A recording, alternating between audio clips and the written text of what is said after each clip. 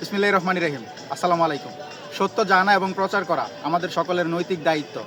ইদানিংকালে খেয়াল করছি সোশ্যাল মিডিয়ায় একটি পক্ষ দেওয়ানবাগ দরবার শরীফের লোগো নিয়ে বিভ্রান্তি ছড়াচ্ছেন।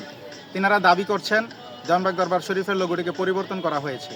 আসলে বাস্তবতাটি কী? আজ আমরা এই দুটি লোগো বিশ্লেষণ করার মাধ্যমে আপনাদের চোখের সামনে থাকা কালো পর্দাটি সরিয়ে দেব ইনশাআল্লাহ।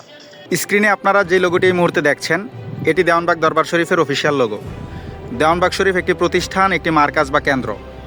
যে কোনো প্রতিষ্ঠানের একটি নিজস্ব পরিচয় বা আইডেন্টিটি থাকে, এই লোগোটি ঠিক তাই। এটি একটি সুনির্দিষ্ট স্থানের এবং সাংগঠনিক কাঠামোর প্রতীক। এটিকে যারা আদর্শের লোগোর সাথে গুলিয়ে ফেলছেন, তারা মূলত একটি প্রতিষ্ঠানের নাম আর সেই প্রতিষ্ঠানের দর্শনের মধ্যে পার্থক্য করতে পারছেন না। এবার নজর দিন এই লোগোটির দিকে।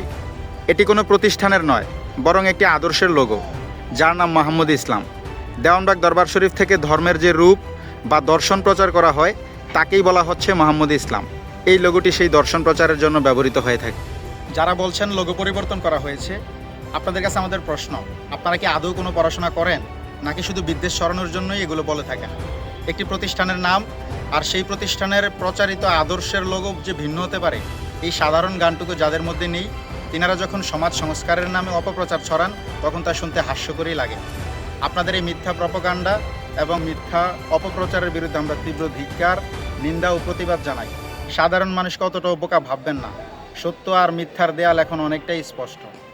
অনেক হয়তো মনে করছেন আমি কেবল তাত্ত্বিক কথাই বলছি, কিন্তু না, আমি এখন আপনাদেরকে বাস্তব কিছু প্রমাণ দেখাবো, যে প্রমাণগুলোর মাধ্যমে আপনারা বুঝতে পারবেন দেওয়ানবাগ দরবার শরীফের লোগো পরিবর্তন তো দূরের কথা, বরং সগৌরবে এই লোগোটি বিভিন্ন কর্মসূচিতে ব্যবহৃত হচ্ছে। যারা এই লোগো পরিবর্তনের ব্যাপারে অপপ্রচার চালাচ্ছেন, এই প্রমাণগুলো তাদের গালে বিশাল একটি চপেটাঘাত হিসেবেই মনে করছে। স্ক্রিনের এই দৃশ্যটি দেখুন। এটি গত 6 সেপ্টেম্বর 2025 খ্রিস্টাব্দ ইমাম প্রফেসর ডক্টর কুদরতে খোদা মাদ্দাজুল আলী হুজুরের আহ্বানে পবিত্র ঈদে মিলাদুন্নবী সাল্লাল্লাহু আলাইহি সাল্লাম উপলক্ষে আয়োজিত বিশাল আনন্দ র্যালির দৃশ্য।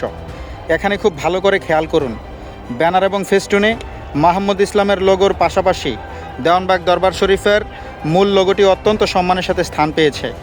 যদি লোগোটি পরিবর্তনই করা হতো, তবে এই বিশাল আয়োজনে পুরনো লোগোটি কেন থাকবে? অপপ্রচারকারীরা কি এর উত্তর দিতে পারবেন, নাকি তাদের চোখ শুধু মিথ্যা দেখার জন্যই তৈরি? স্ক্রিনে আরও একটি গুরুত্বপূর্ণ প্রমাণের দিকে তাকান। গত কয়েকদিন আগে রাষ্ট্রীয় ক্ষমতার পট পরিবর্তনের পর যখন সারা দেশে একটি পক্ষ অন্যায়ভাবে মাজার ও দরবার শরীফগুলোতে হামলা, ভাঙচুর, অগ্নিসংযোগ ও লুটপাট করছিল, ঠিক তখনই এর প্রতিবাদে ঢাকা রিপোর্টার্স ইউনিটি মিলনায়তনে দেওয়ানবাগ দরবার শরীফের পক্ষ থেকে একটি সংবাদ সম্মেলন করা হয়। সেই সংবাদ সম্মেলনের মূল ব্যানারের দিকে তাকিয়ে দেখুন, সেখানে কিন্তু দেওয়ানবাগ দরবার শরীফের প্রাতিষ্ঠানিক লোগোটিই ব্যবহার করা হয়েছে। একটি জাতীয় পর্যায়ের অত্যন্ত সংবেদনশীল সংবাদ সম্মেলনে যে লোগো ব্যবহার করা হয়, সেটি কি প্রতিষ্ঠানের বর্তমান পরিচয় নয়? যারা বলছেন লোগো বাতিল হয়েছে, তারা কি এই সংবাদ সম্মেলনটি দেখেননি? এইরকম অসংখ্য অগণিত প্রমাণ আছে আমাদের কাছে। সংক্ষেপে বলতে গেলে দেওয়ানবাগ দরবার শরীফের লোগো পরিবর্তন বা বাতিল হয়নি, সেটি তার জায়গাতেই আছে। আর মোহাম্মদ ইসলামের লোগোটি একটি বিশেষ প্রচারণার অংশ, যা এই প্রতিষ্ঠানের মূল মেসেজ।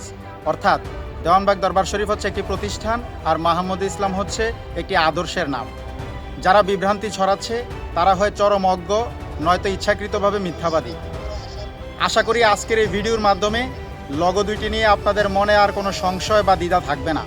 সত্য সবসময় সূর্যের মতো উজ্জ্বল।